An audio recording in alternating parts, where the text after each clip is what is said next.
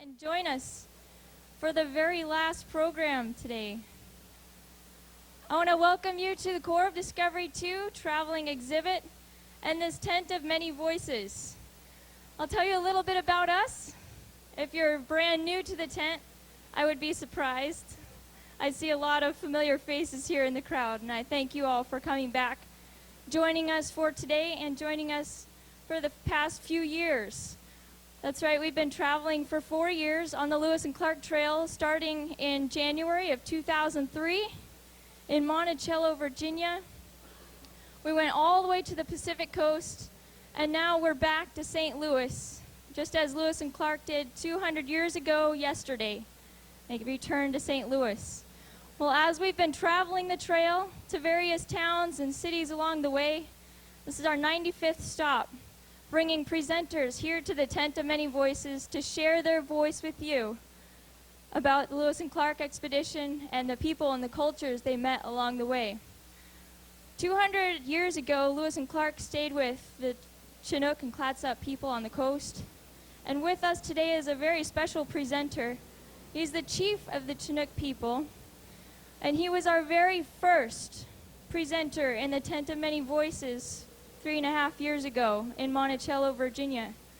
His name is Cliff Snyder, Chief Cliff Snyder, or Gray Wolf. And it would be my honor if you guys would give him the biggest round of applause and welcome him to the tent.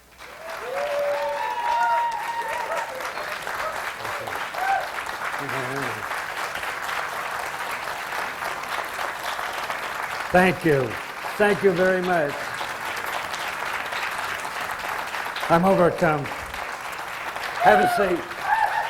Have a seat. Yeah. How are you, everybody? Because I'm seeing so many people I've known over the past few years, I hope you don't mind if I take a minute to welcome all those guys in the canoe that came down the river yesterday. Captain Clark and his whole crew, what a marvelous landing down there, what a great celebration. I was with you guys in St. Charles last night. Boy, did we have a good time. My friends from Pacific County in Washington are here. I'm certainly glad they're here. We were, that particular group were the friends of a sister city with Charlottesville, Virginia. I had a chance to be back there with them, and they're here in the crowd today. Thank God you're here.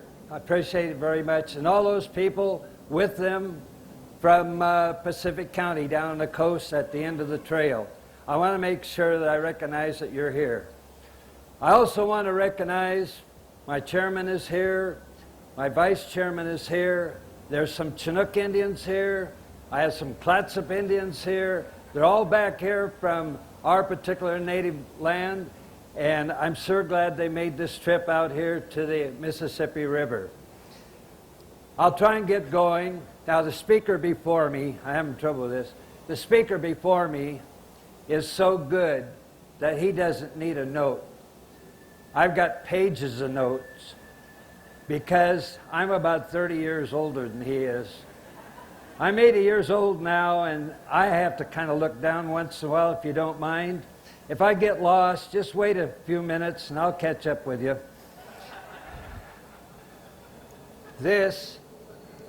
I know I'm going to forget some people, like try to catch up with Terry last night.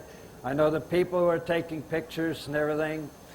If I've forgotten you, I'm sorry. I'll meet you out back and we'll talk it over.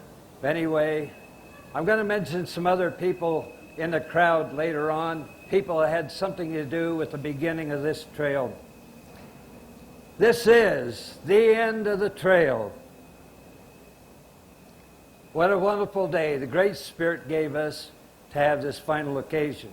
No rain. We hear about rain all the time from these people who work here.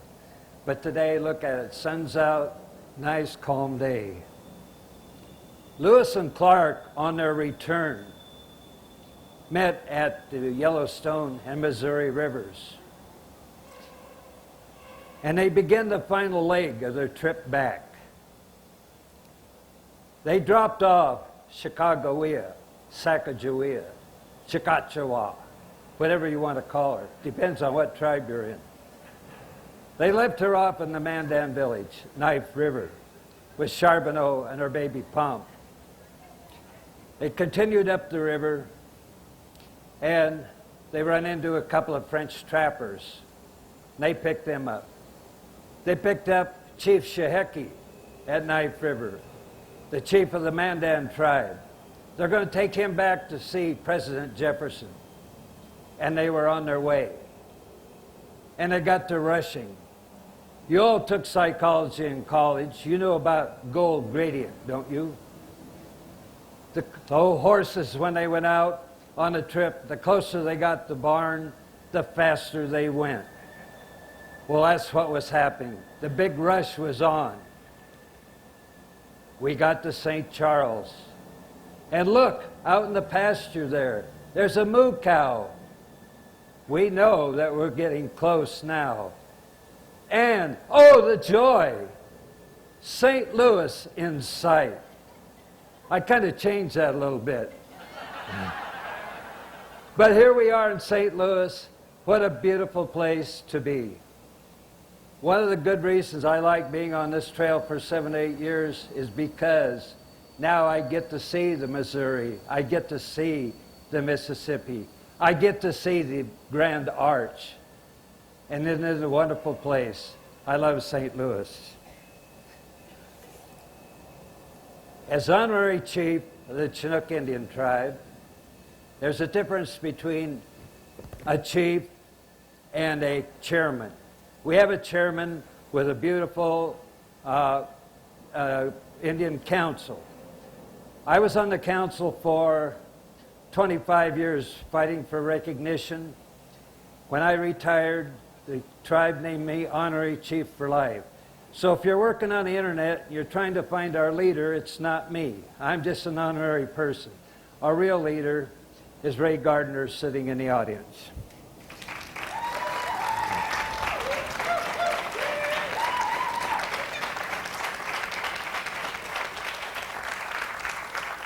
Today, we have come full circle, and it's time for everybody to celebrate.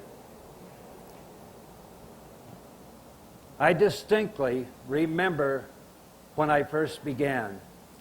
I was in partnership with the United States Fish and Wildlife, and we're having a meeting in Lewiston, Idaho. And we just had to introduce ourselves as we went around the table. There were probably 50, 60 people in this big round table. And they were discussing what we were going to do on the Lewis and Clark celebration, which was coming up. And I was just there merely as an associate. When I got around to me and I introduced myself as a Chinook Indian, a member of an unrecognized tribe in the United States of America, everybody kind of looked at me. Rod Arrowhite was next to me, Lemmy Shoshone. He says, we are also not recognized by the United States government. Who makes those decisions? It's not made by Congress. It's not made by executive order of the president, but somebody in the BIA, and nobody will take the blame for it. And that's why we were there. We're just talking about other things.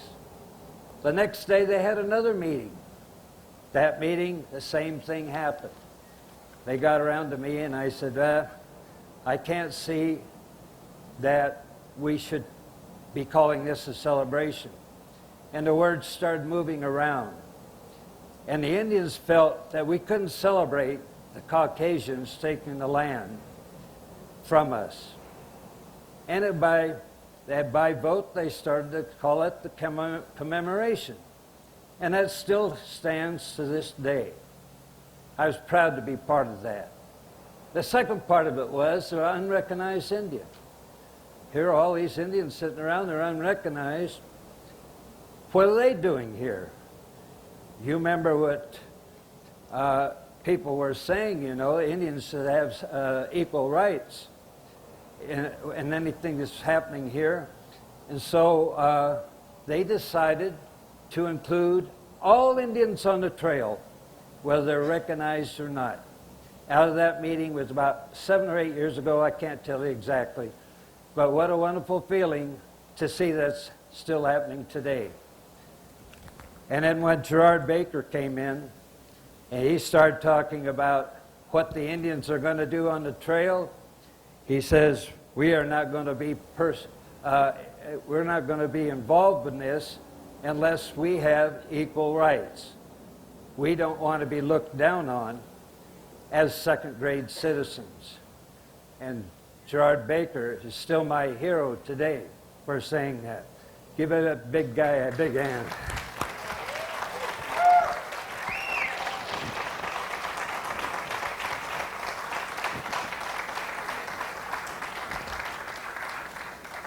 Now, most of you are acquainted with the Lewis and Clark Trail by the authors that we had and the history books that you read.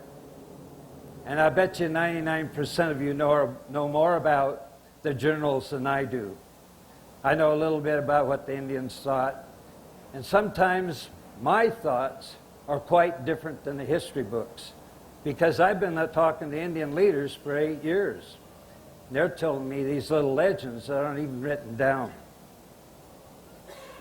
In the beginning, our third president of the United States, which, by the way, was born in England, President Jefferson, made the deal of the century by purchasing all the land that was to be all the way to the Rocky Mountains, doubling the size of America.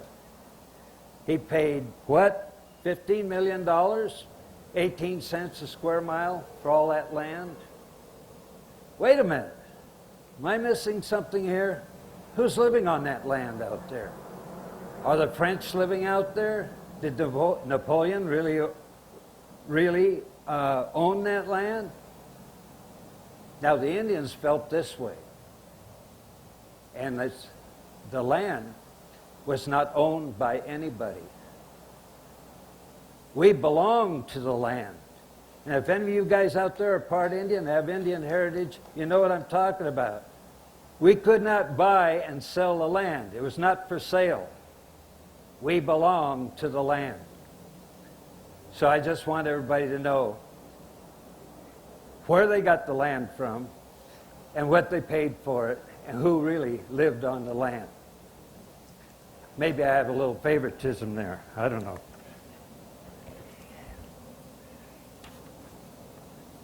I'm going to elide over something because we're going to have some ceremony here afterwards.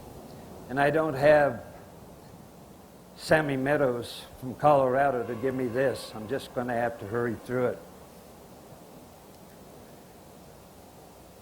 Like to talk today about, it says on the program, I'm going to talk about the Chinook culture. We've always been given the privilege to change the title around a little bit. What I'd like to do is tell you about the Indian tribes that they met on the way. I'm going to miss some, but I'm going to put some of the important items. And I'm going to put in there about some things that aren't in the history books. The stories are going to be different. And I got this from Roger Winlick, who portrays Drouillard on the trail. These are the lost journals of Lewis and Clark. Right, Roger? And so I've been using your phrase for a long time. Because I've been in these Indian villages and they're telling me these stories. And later I'll tell you how they might contradict the history books that we have. Well, you know the rest of the story. Jefferson appointed Lewis and Clark.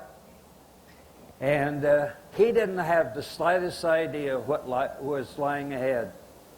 He'd never been over the mountains. He hadn't been 200 miles west of Monticello. He didn't know about the rivers, the mountains, and all the things, terrible animals and things. And above all, he didn't know a thing about those wild Indians that were out there. We have to be kind of careful of those guys. We don't know whether when we go through, those Indians are going to kill us, or whether they're going to help us, or what's going to happen. So that's the interesting part. How did the Indians help Lewis and Clark go through this whole trip and back as a unit?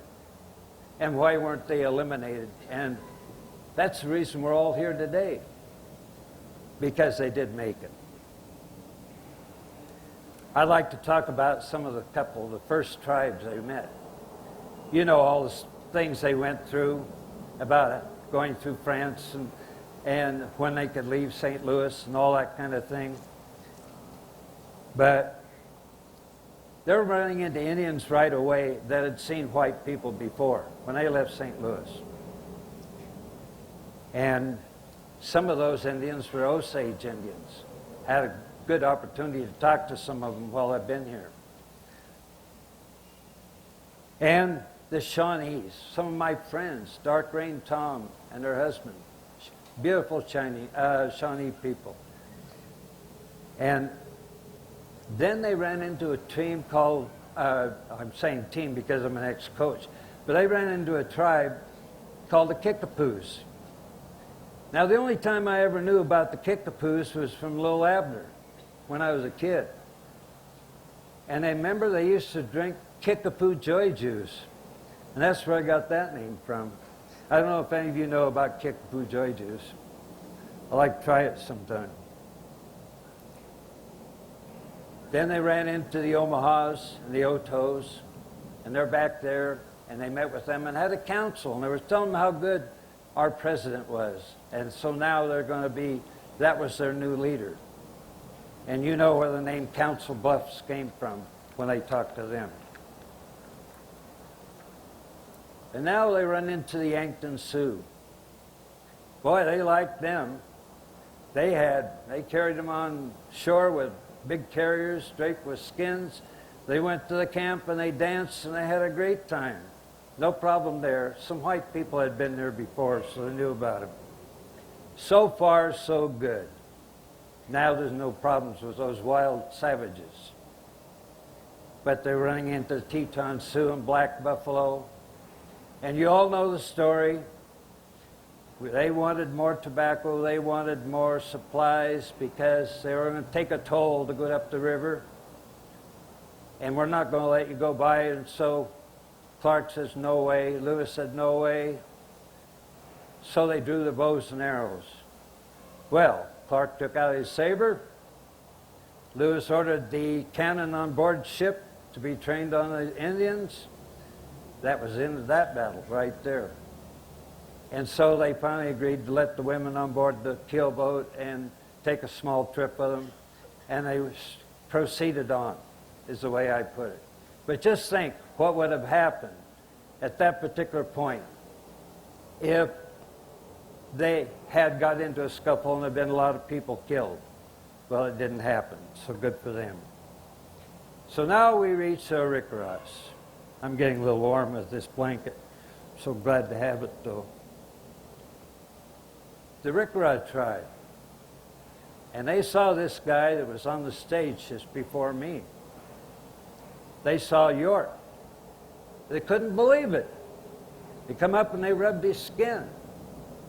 And they couldn't rub it off. They just didn't understand it. And I must say then that some of the legends I've discovered by talking to people, that there were some sexual interchanges that took place between the Corps and the Indians. But I can't confirm that. But I just wanted to tell you that was something that I read. How the winter was coming, they reached Knife River, they reached the Mandans. You all know that story. They nearly starved. They built a fort there. That was the longest stay they had on the whole trail. And they said to the Corps, there's not much food here because the buffalo have gone, but if we eat, you eat. And if we starve, you starve.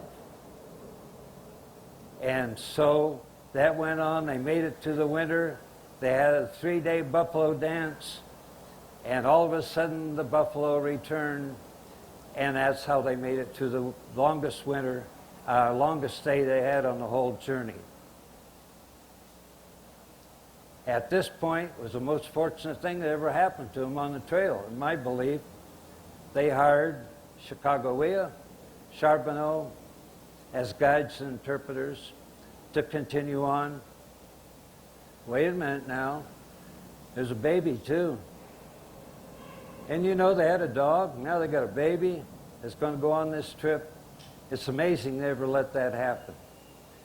But what they did is they told them all what was going to befall them on the trail ahead, about the huge falls that were several miles up the river. We're talking about the Great Falls. When they got there, well, that's just going to be a couple days and we'll get around the falls and we'll continue on. You people who read all the journals know it was almost a month by the time they got around. Where were those doggone Indians when they needed them? Where were the Gros Bants? They were up in the hills. They were watching them the whole time.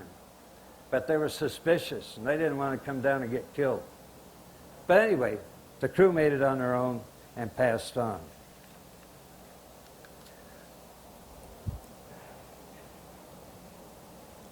Well, now we're reaching the end of the Missouri River. It's like a creek that can jump across it.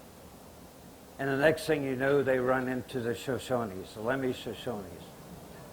If you were here in the last session, you know how they were greeted, how they were welcomed into camp. And this is Chicagoia's tribe. And she recognized the girl that was captured with her, and they felt like, well, maybe that Chicagoia had died and would never return.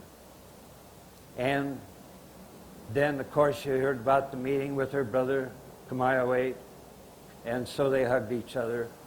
Well, that's a good end. There's going to be a good chance we can do some trading now that they know each other. In one of the sessions, they say that a brother wasn't necessarily a brother, but it was just someone like a cousin or something like that. So I can't be definite whether it was a real, actual brother or not. Well, how are they going to trade now? We got no more water. That's the end of the water passage. We got to go over some mountains to get to the Pacific. We need horses. Well, you've got horses. Well, how did they trade with the Shoshone Indians? Very simple. Lewis talked to Labiche in English. Labiche talked in French to Charbonneau. Charbonneau talked in Hidatsa to Chicagoia. Chicagoia then talked to Kamiawait in Shoshone. And then in the reverse took part. Can you imagine that? They picked up 29 horses and a mule. And they had a dog. Well, they got a guide with them. They're going to go across the Bitterroot Mountains sometime. But they run into the Flathead Indians. The Flathead Indians received them very warmly. Some of the horses were giving out, so they gave them some fresh horses, 7 or 8 of them. And some were colts. And then they went over the Bitterroots. Boy, there was a place, that was probably one of the worst places on the whole trail. And how they got across, I don't know. They nearly starved to death. They had to eat some of the colts. But they finally made it. Nearly starved and made the way up prairie on the Clearwater River. And they ran into the Nez Percé Indians, our friends over there. I'll tell you, what a welcome sight. They had fish and enjoyed a good meal. But the young guys, oh boy, look at all this stuff. There's guns, there's ammunition, there's horses, and there's trading goods. Let's kind of take some of that stuff and just destroy all these white guys. Wait, said this lady who had been with the white people over in the plains, and as an old woman, she returned to the Nez Percé. Her name was Watkuis. And she says, they are good people, do them no harm. There are books out about that. I'm so proud of what she did. And so the Nez Percé decided to let them go. Of course, they made the canoes, went down the Clearwater, went down the Snake River, and I'm going fast now because I'm omitting a lot of things, but I want to tell you they did go upstream and they met the Walla Wallas, and they met the Yakimas and the Wanapums, and they were turning the corner on the Columbia, and they looked over there. There's an Indian with a sailor's jacket on, red and blue. My goodness. We must be getting closer. And there were other Indians wearing sailor clothing. Wow.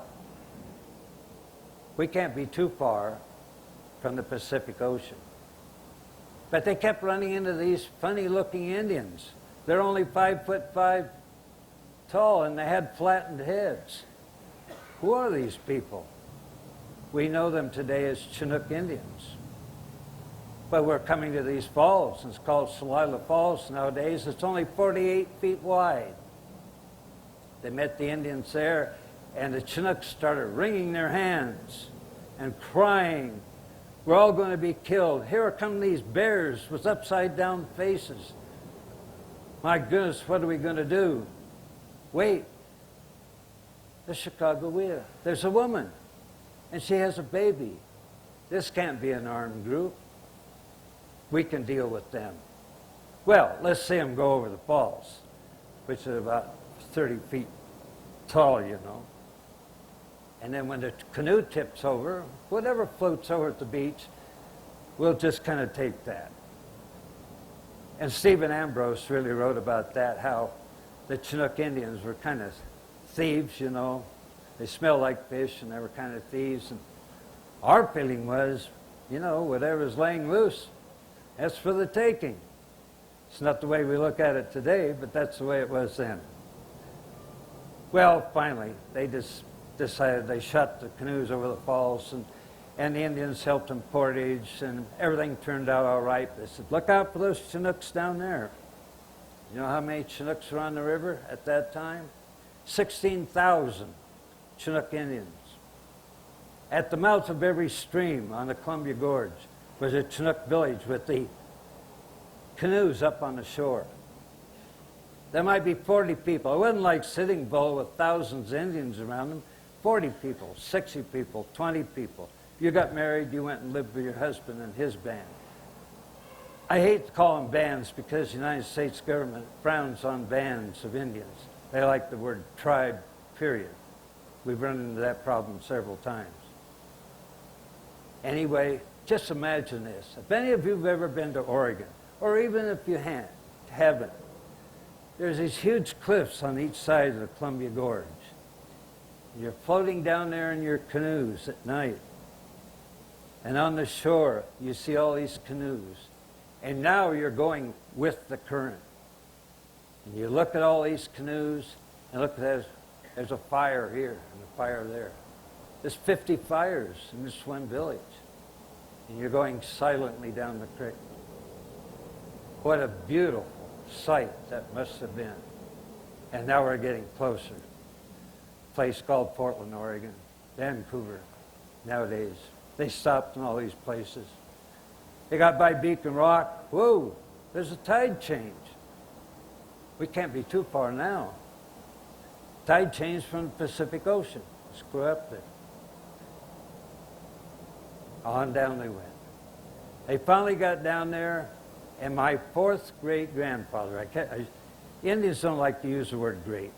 It's just my grandfather from now on. My grandfather discovered Lewis and Clark as they came down the stream. Not the other way around. We were already there. We discovered him. Just like we discovered 28 ships had been there before him, had come across the bay. My group gave them some fish, dismal niche, showed them a place to camp. They went over to the beach and graved their name on the stump and searched around. The weather, can you believe the weather was so terrible? And I'll tell you how long it was later. But it was raining. Their moccasins were completely worn out. Their clothing was terrible. They hated salmon by this time. They didn't like the smell of it. What are we going to do? Are we going to camp here? Station camp? No. We're working on that now, Chairman, on station camp. But let's have a vote. Stephen Bickham at Lewis and Clark College doesn't like to call it a vote. He just took a poll. Who wants to go up to Vancouver area? Who wants to go to Skamakwe area? Who wants to go over to the other side of the river? Whatever. Well, my grandfather said, well, you don't have much to trade. We've been trading with 28 ships that already come in. Why don't you guys go on the other side? Why should we go over there? Well, there's more elk over there. Besides that, if a ship comes in, you can see it better. And you'll be out of our hair, too. Well, they went down to Pillar Rock when my mother was born, and they crossed over there because the doggone canoes, you know how it was going through the locks yesterday, coming down. Did you know that there are going to be locks on that river coming down from St. Charles? Well, those canoes didn't do very well in the mouth of the Columbia. And sometimes you're in a boat with a lot of freeboard, you still wonder if you're going to make it. Well, they went down to where there's some islands, got around up to Tongue Point, crossed over, and they built that fort at Fort Clatsop. My Clatsop brothers are back there now. They know that history. We all spoke the same language. And so sometimes we feel that we're just like blood brothers there. But they went across there. They set up the fort. And they stayed there the second longest time on the whole trip. And that was good. But they had elk meat. And they described it in their journals as poor elk meat, P-O-R-E. Because evidently it didn't last very long in that kind of weather. They saw 12 days without rain. And only 6 did they see any sun at all. You know about the salt cairn and the whale story and all that. But they made it through. And they made it through because the Clatsop Indians were helping them every day with food and doing everything they could about directions. And I must say something now about Dick Bash, his 4th or 5th great-grandfather's chief Kabaway or Kamawol, who was the Clatsop chief at that time. Now he's the director of the Tent of Many Voices. And we both served together for 25 years on the Chinook Indian Council. My salute to Dick Bash back there. I love that guy.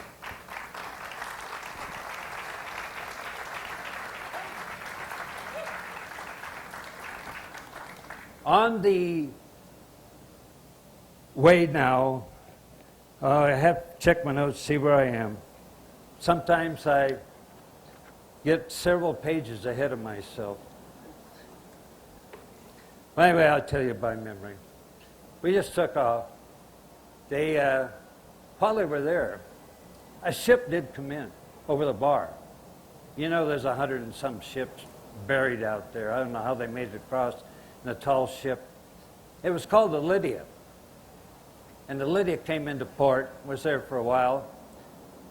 My grandfather told them, they asked, where's Lewis and Clark? And they said, oh, heck, they went back. They're already gone. So the Lydia traded with them and then left and went around. I always say they missed a good bus ride home. And they had to come back by horse and by canoe. What a shame that was. But in a way, there's more stories on the way back. I'm just going to tell you one or two. The one or two are, on the way back, they tried to get a canoe from the Clatsop Indians. They couldn't do it. They wanted to trade women, they wanted to trade sexual favors, they wanted to trade everything else, and it just couldn't happen. So Lewis and Clark's crew stole a canoe, and they left, and they were going up the creek. And as they're on their way up the creek, they got into this channel, and they looked back, and here comes a Klamath Chinook Indian, just paddling like mad to catch up with them. What's going on? We stopped, we talked to him. This is a no-in slough here that you're in. The main river is out there. You've got to go back. And by the way, that's my canoe that you have. You stole my canoe. Well, good thing they had some extra elk skins, so they traded him for those elk skins. And away they went again. The other one, if you were in the crowd before, Smokey was telling about only one man died on the trail. And that's a story that I learned by legend from the Blackfeet tribe. The Piegans, young, I imagine young boys, probably 15 to 23, something like that, camped with Lewis and Clark that night. And they supped with them, they got medals, they got the American flag. But early in the morning, they started to take off.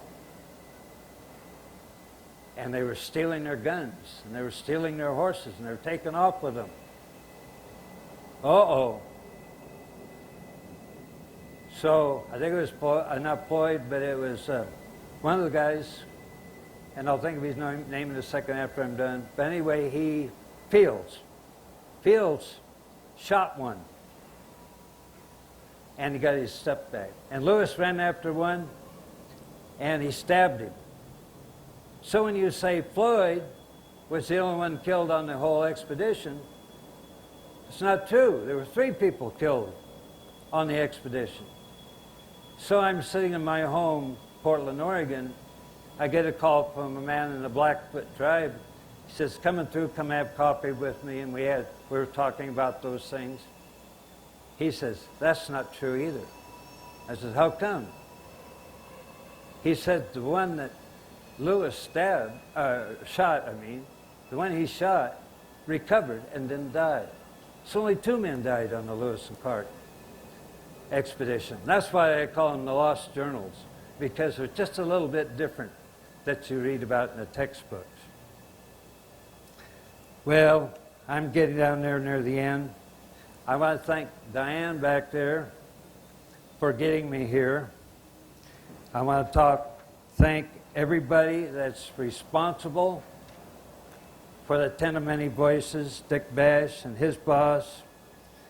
And I want to leave you with one thing. And I speak for the chairman of my tribe, Ray Gardner, my vice chairman, Sam Robinson. I want to speak for them and say, don't forget the 7 Chinook directions. And those of you who've been listening to me for the last several years know what I'm talking about. 7 directions are east and west, north and south, up and down, and the directions of your heart. Kopanika tum tum from my heart. Toshi kakwa. So be it. Amen.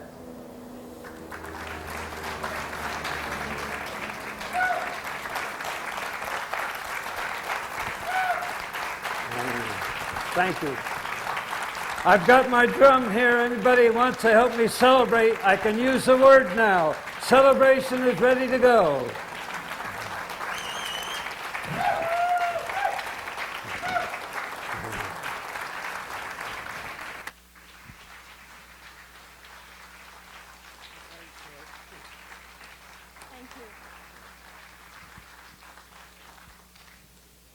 If you have any questions for Chief Snyder, you're welcome to raise your hand. I do have some colleagues out there with some microphones, and Chief Snyder can take your questions.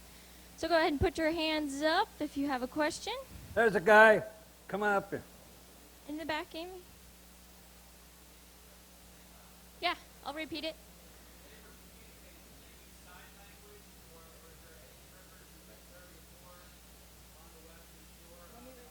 Yeah, I think I know what it is. Go ahead. He asked if there were any sign language on the West Shore. But only way we could communicate, because the Chinooks had a guttural language. That was even hard for anybody from one village to another to understand. I always put it in this perspective, like England, and there's Wales, and there's Ireland, and there's Scotland. They all spoke the same language, but it's difficult for everybody to understand each other. Any of you are watching the Ryder Cup now, you know what I'm talking about. You can't understand what those guys over there are saying. But we had a lot of different dialects, which started at the mouth of the Columbia and went all the way to Wishram. And they had a Kickus form of dialect up there. The only way I can figure out that they even communicated, because that language, even Chicagoia didn't understand. The only thing that they could do is point and draw in the sand and try and just beat it out of each other by sign language. Now, when I'm with Roger back there and we're talking to different schools, he will do sign language with me, like from my heart, I'm talking to you, you know, things like that. And that's about the only way that we can communicate with each other from the old days, and I think that's what they had to do. Like, this would be me, I'm talking to you, and which direction are we going, that sort of thing. That's all I can say. But they did not understand our language.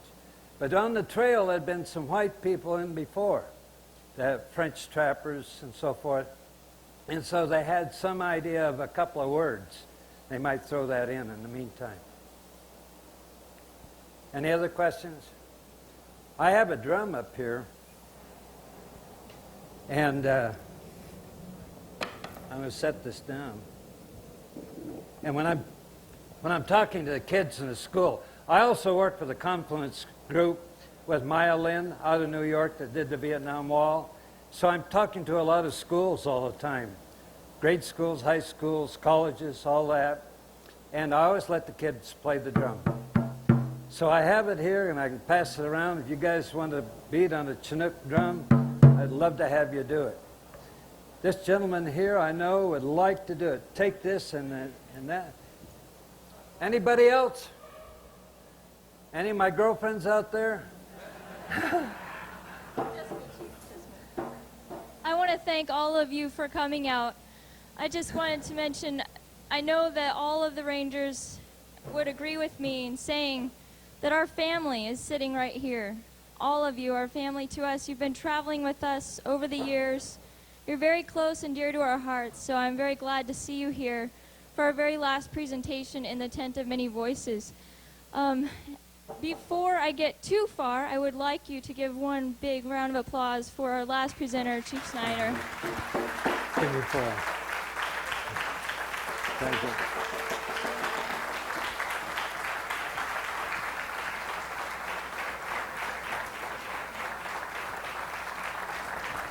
Stay right where you are. Okay. At this time, we'll be preparing for our closing ceremony, which is a very special time. And I want to kindly ask the folks in the front 5 rows. We're gonna make those reserved seatings. So if you will have a seat, but don't let anybody move yet. Oh, excuse me, we're gonna do an honor song. I'm sorry, it's news. Could you turn me on? I gotta just say one thing first. I didn't see them, but my friends with the, and I left that little part out in my speech, about the Circle of Tribal Advisors. Bobby, don't run away. I'm talking about you and Sammy. These two ladies right here are just wonderful. They're the leaders of the Circle of Tribal Advisors, and they made it possible for all the Indians along the trail to express their views and respected their views. And so that's what happened over the last 3 or 4 years, and I'm so proud of you guys. I was glad to be part of your group. Thanks for coming.